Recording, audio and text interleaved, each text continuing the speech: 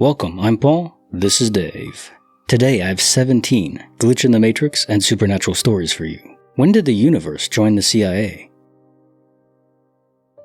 Case file number 2604, written by Hassan Fusig, just a friend of your father's.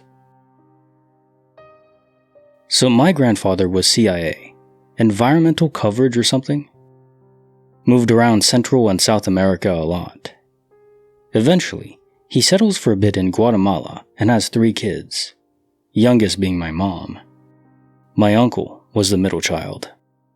He was an early teen when living in Guat, but got into scuffles every now and again. Back in the day, you couldn't go out at night because you would get robbed or even worse. So he's out on the side road alone, one night, and gets jumped by a bunch of guys. They beat him up a bit and are leaving. Out of nowhere, this guy comes, speaks to them in Spanish, but a weird accent, and they leave. Simple. This guy says he's Czech and a friend of your father's and just looking out. So that happens. The family moves a couple years later. After Guatemala's big earthquake, they move to Hawaii, where my uncle is swimming in the ocean and gets caught in a riptide. He gets pulled out pretty far, all alone. Then he sees some guy come swimming out to save his butt. This guy saves him from drowning, and my uncle notices it's the same Czech guy from a couple years back. My uncle confronts him about the encounter, but it gets brushed off. Anyways, many years later, my grandfather gets an award at the White House, and this Czech guy comes up and greets my uncle. Small talk, just says hey, and asks how all is going.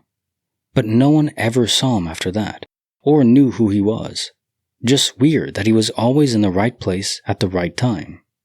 Yeah, someone contracted this guy to protect your grandfather. The question, of course, is, was it just the government? Was he that important? Or was it a guardian angel? I honestly don't know. Or even more cool, maybe guardian angels use the CIA. They have spy agents working for them. Case file number 2605, written by Shaky Guy. A classroom mystery wrapped in a blink.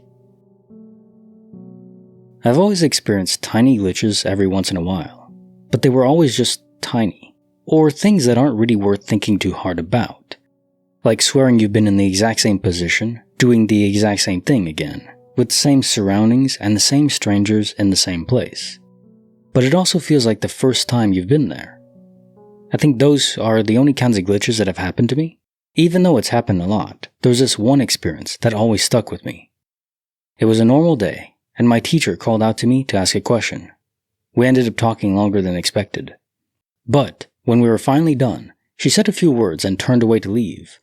I watched her walk away for a bit, but then one blink, and suddenly she's back in front of me. She also said the same thing she did before, then turned away again and walked off like the first time. I swear she didn't run back to me because I would have noticed.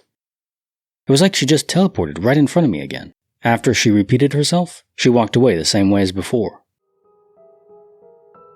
Case file number 2606, written by Angry Manatee. The elevator that lied. Years ago, I lived on the 44th floor of a huge condo building. The view was incredible, but the elevators were always a pain.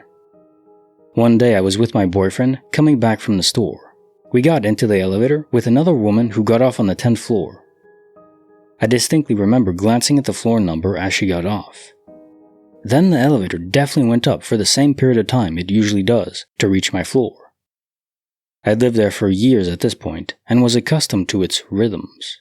I felt the sensations in my body of movement clear as day. It eventually came to a stop and opened the doors again. And we got off and got all the way to my door. To be clear, every floor layout is the same, so we went to the northeast corner as usual, only to realize when my key wouldn't work that we were still on the 10th floor, not the 44th. We were dumbstruck.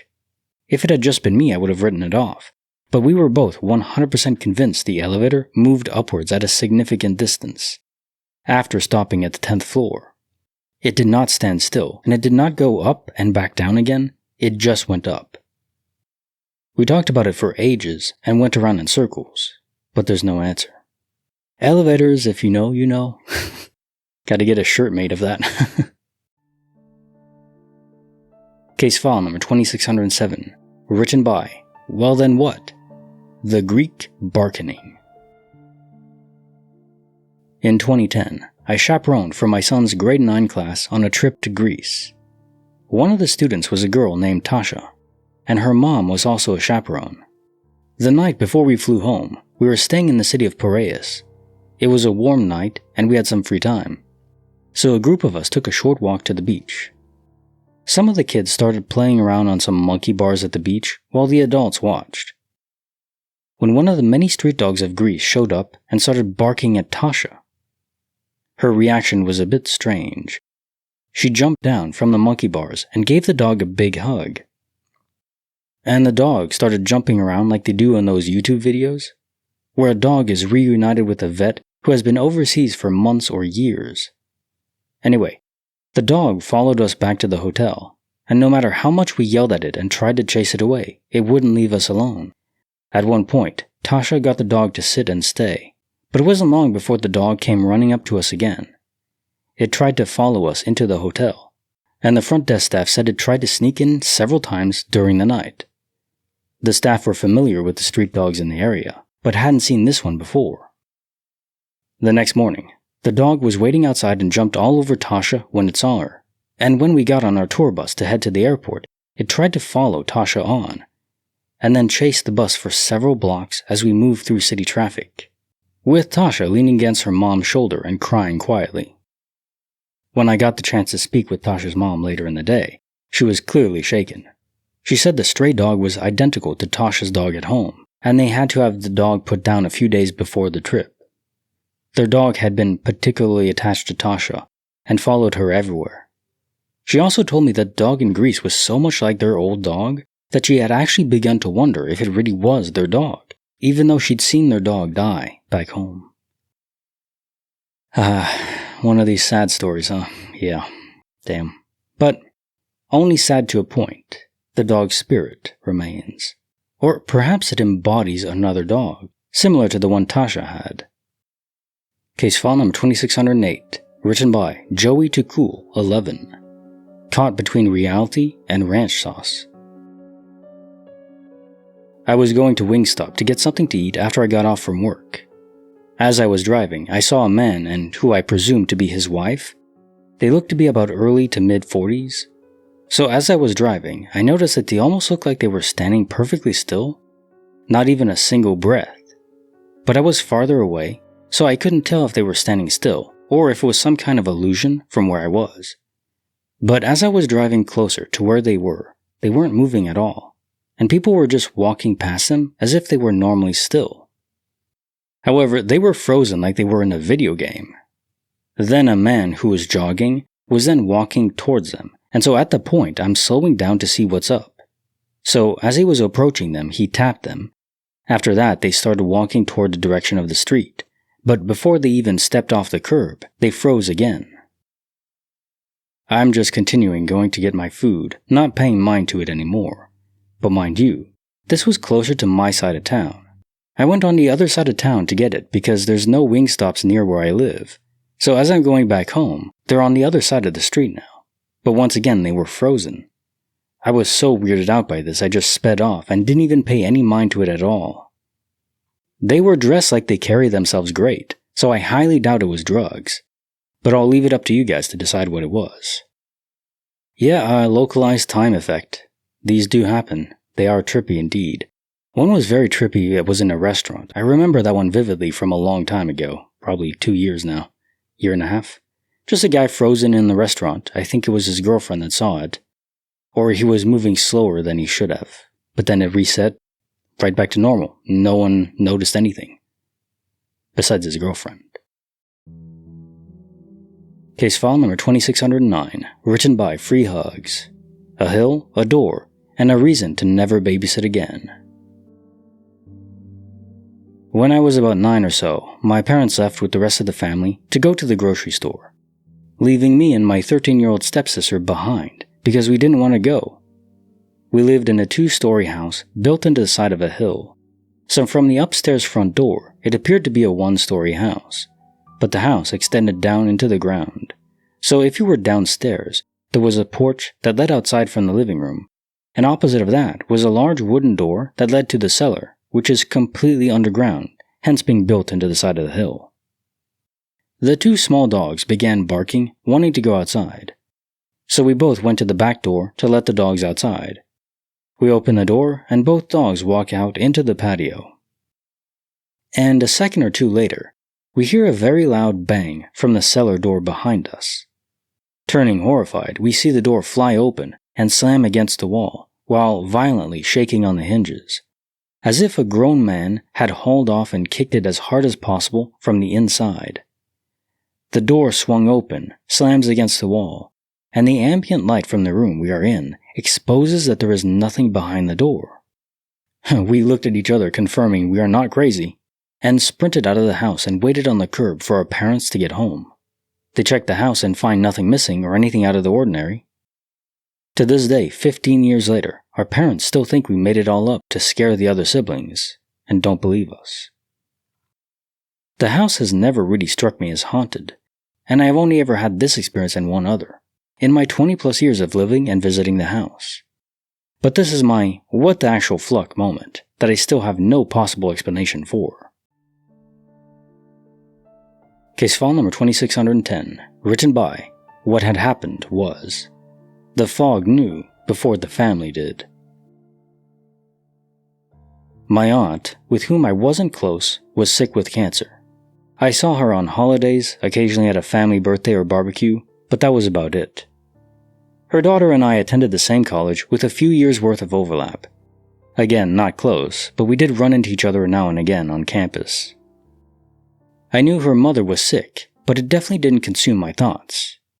Not to be insensitive, it just was what it was. Anyway, one night, I have an incredibly vivid dream. I'm standing in front of said aunt, and I'm upset and crying. The room around me could be described as foggy nothingness.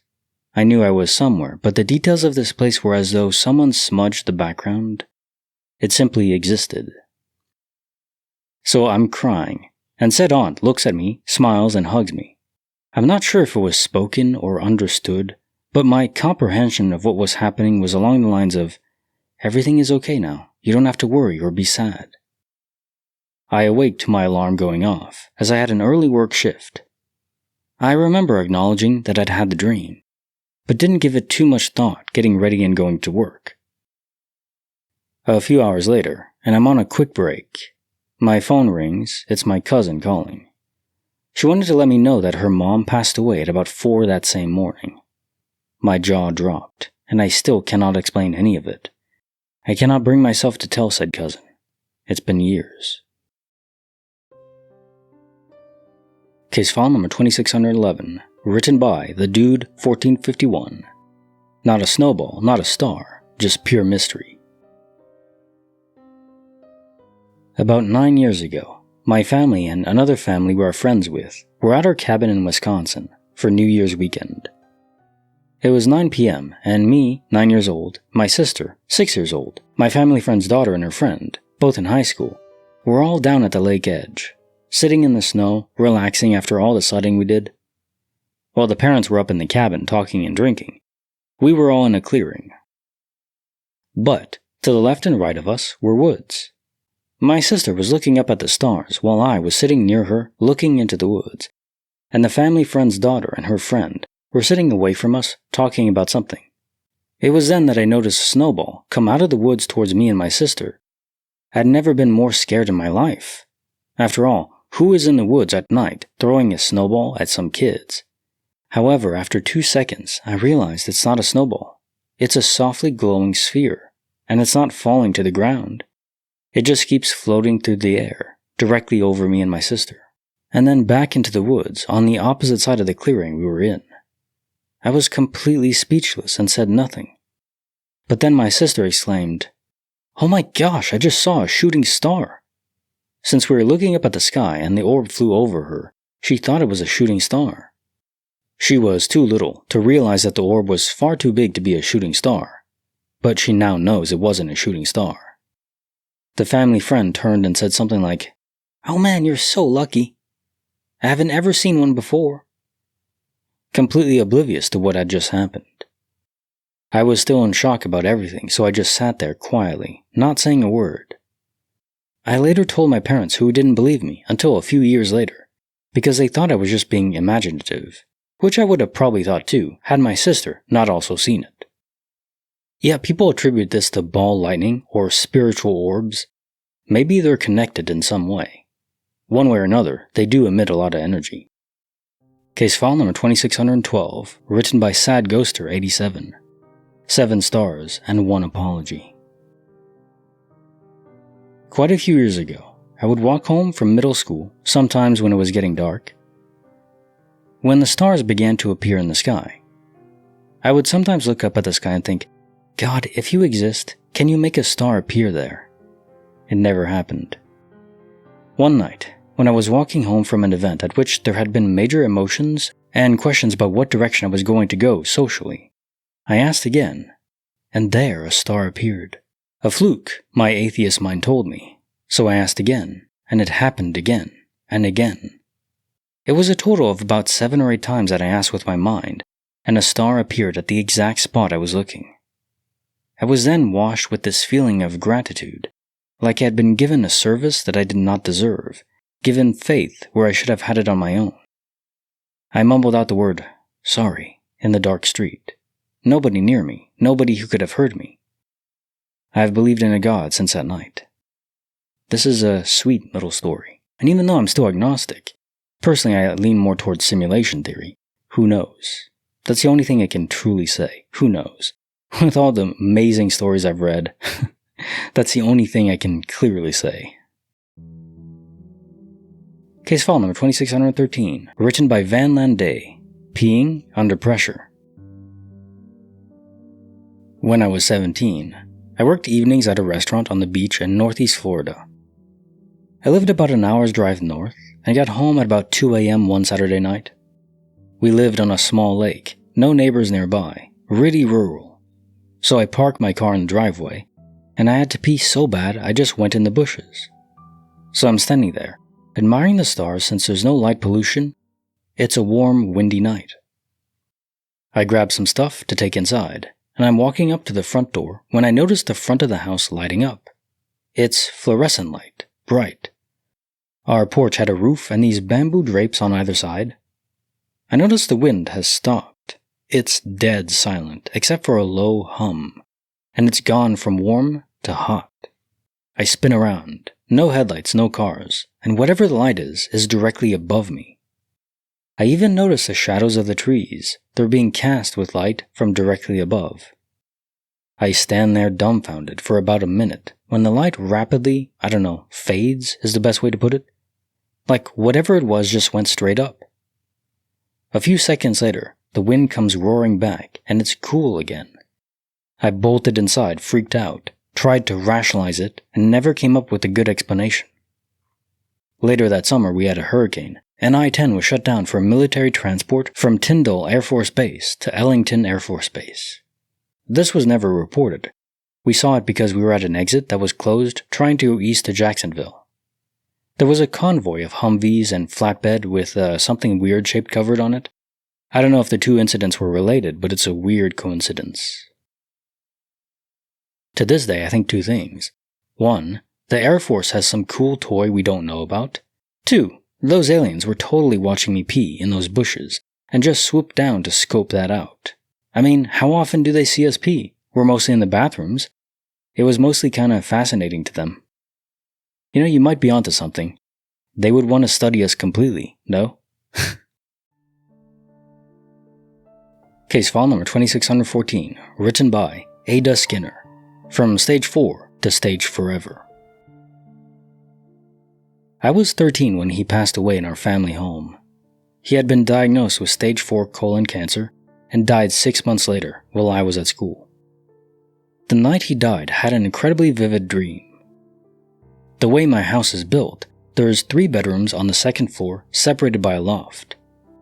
In my dream, the light in the loft turned on, and I could see the loft's yellow light filtering under the door.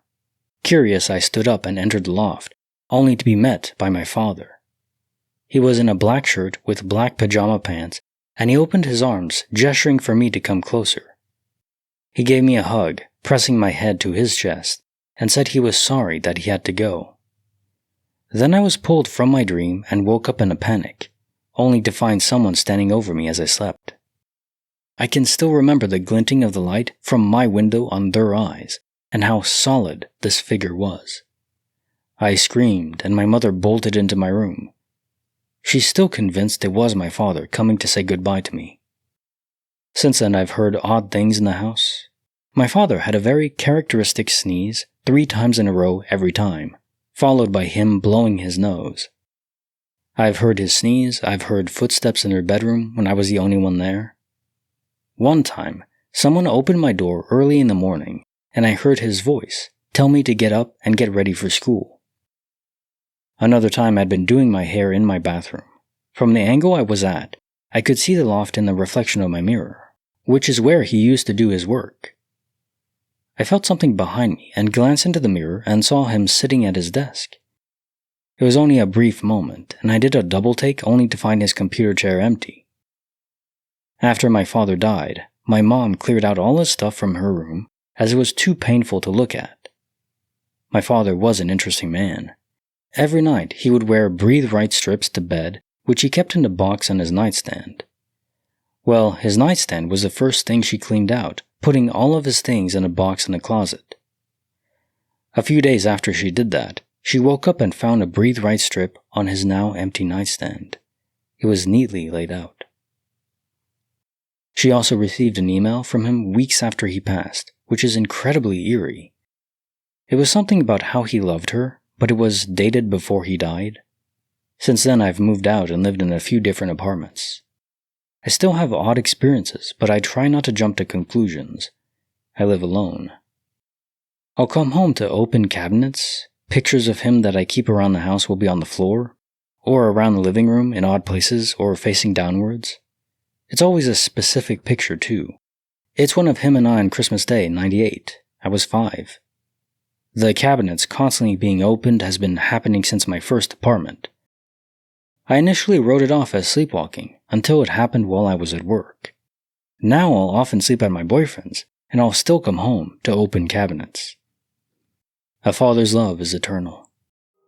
Case file number 2615, written by Moxie Toxie, from deep dish to deep space. Back when I was 16, we lived in the countryside. One night, my parents asked me and my foster sister to pick up some pizza from in town, which was 30 minutes away. The ride there was uneventful, but in the way back, things got weird. They had recently built an off-ramp to get onto the highway, in the other side of the woods near our house, but no one used it. We're coming around this curb. No other cars in sight, and me and my sister are chatting with one another. We see 2 bright lights shining towards us at tree level, and I make the joke of it looking like the headlights in the second Harry Potter movie. She's laughing with me, and then we start to get nervous because it's just hovering there. She goes, "Really though, what the fluck is that?" We get closer, and it's triangular in shape, and just hovering at the top of the trees. The light is shining down on us. My poor heart is racing, and I just step on the gas, and she's flipping out, looking behind us and repeating, "What the fluck is that?" I probably went 100 miles per hour the rest of the way, dashed inside, and told the story to our parents. My dad told me it was probably just a tower with lights, but I couldn't believe him. The next day I drove past the same spot and looked to see if there was a tower, and there wasn't. A few nights later, we drive past it and the lights are gone. So, fluck that. I concur with your assessment. As cool as UFOs are, I don't really want to be abducted. Case file number 2616, written by Tamriel Savage, Whispers, Sage, and Ancestors. When I was about 20 years old, I lived in an apartment with my now ex-wife, dating at the time. She had very substantial paranormal experiences at her work and was terrified even at our apartment after a week or so of it going on at work. She kept telling me that it followed her home. Now I believe in ghosts and the paranormal, but for some reason I was skeptical of it following her home, and I kept reassuring her that she was just scared from whatever was happening at her work. One day I was home alone and was on my way to the back door to let the dog out when I heard a voice whisper my name. It was so quiet. I sat there in silence. Even my dog, who would normally have been excited to get out of the door, just stopped and stood there, listening with me. In the total silence, in a plain-as-day voice of a man at normal conversational volume, I heard my name called out. The dog and I ran outside. It gets a little weirder from here. I went inside after about 10 minutes and grabbed some sage that my girlfriend had bought and lit it, and waved smoke around the room like I had seen people do on TV. Didn't seem to do anything as far as I could tell, and I honestly felt a little silly. It's necessary to mention at this point that my mother's side of the family is very heavily Native American. I sat on the couch and I just sort of thought really hard with my eyes closed about my ancestors and asking them for help to get whatever this was out of the apartment. As I'm doing this, I kept hearing the linoleum in the kitchen creak and pop like crappy flooring does when you walk on it. I eventually could see visions of about 5 or 6 men sitting around a campfire, but they all looked exactly like me. One of them stood up and walked toward me, and I just got a sense that I was understood. I opened my eyes, and nothing out of the ordinary ever happened to us in that apartment again, and my girlfriend never experienced anything at work after that. Ancestral protectors. Very cool. Case file number 2617, written by Anonymous. A family secret buried in the shallows. About 12 years ago, my grandmother disappeared. She struggled her whole life with mental health issues, and when her doctor retired, her new doctor refused to refill all of her heavy-duty meds. She tried to go to rehab, but they couldn't help her. Not the kind of substance problem they could treat. The story goes that my grandmother went back to get ready for bed, came out, and she was gone. She wrote in her diary every day, and that day she wrote what looked like an ending note. She could only have been gone for half an hour. They found her glasses, slippers, hearing aids, all lined up on a railing on a bridge maybe half a mile away. The stream below was shallow, and there was no point of impact in the stream bed. It was too short a distance to do much more than break an ankle. Nobody was ever found. They did search the river stream, lakes, and fields. The part that bothers me most is that my parents left the country shortly after, and my grandfather married another woman and then died a few months later. The police found nothing. They hired a psychic, and she said that she saw 2 older men helping her to the other side, and that she was laid to rest peacefully by them. I have no idea if my family helped her escape, or if she really did somehow manage to walk in her pajamas and haul her overweight body with fibromyalgia all the way over a waist-high railing, and throw herself off all within a short period of time. She moved slow and downtrodden. It's truly a mystery. My parents swear they had nothing to do with it, but they sure got the hell out of Dodge fast. My grandfather never confessed to anything. They were also deeply religious, and an ending seems like an absolute out-of-character act, even as disturbed as she was. Yeah, and to help her move along, let's just say that, in that kind of way, to toss her off a bridge, that doesn't seem, kind. I don't know. But it is weird that her body was never found anywhere.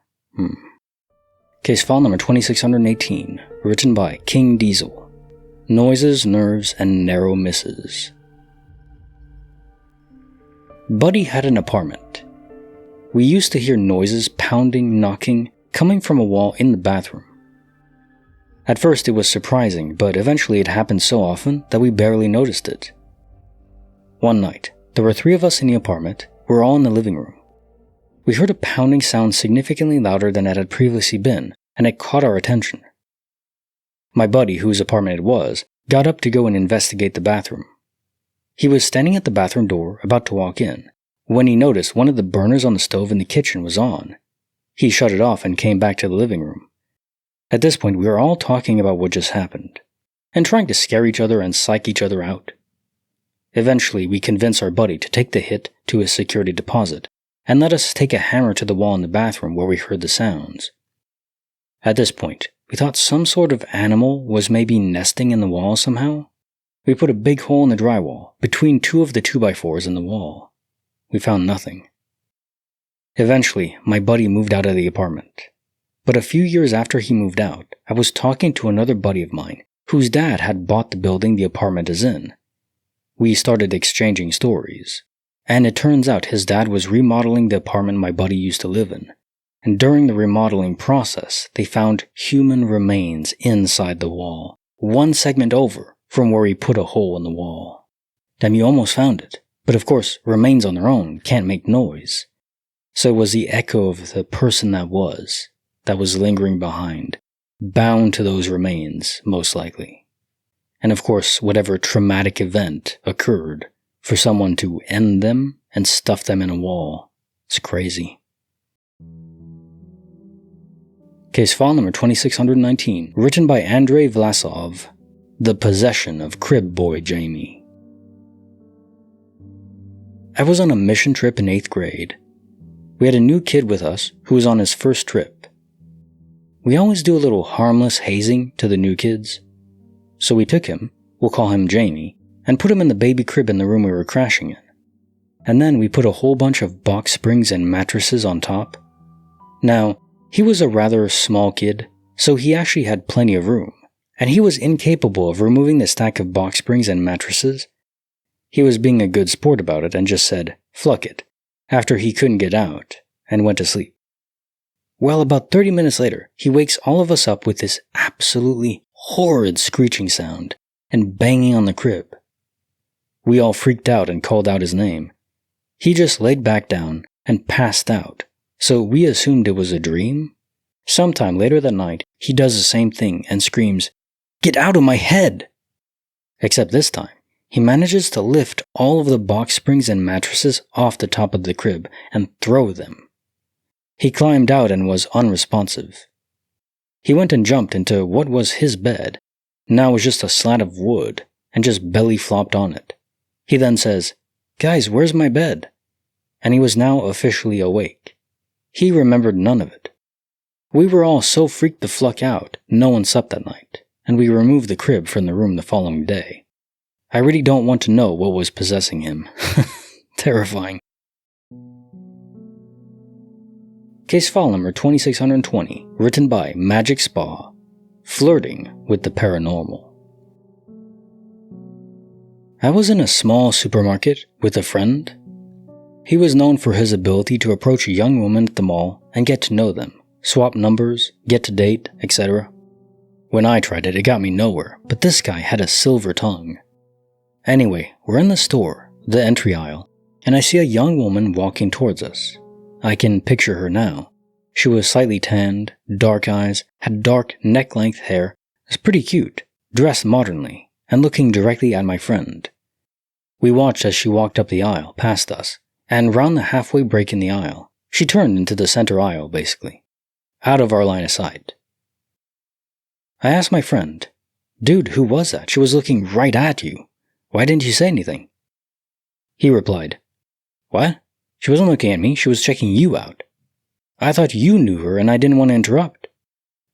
Well, let's find her. She seems interested in one of us, whoever she is. We quickly turned the corner and looked down the next aisle. She wasn't there. Nor the next one, nor the next one. She wasn't at the checkouts either, nor at the back of the store. And the only other place she could have been was in the staff area. But we knew the employees of the store and she wasn't one of them. In fact, we'd never seen her about the town before, nor again since.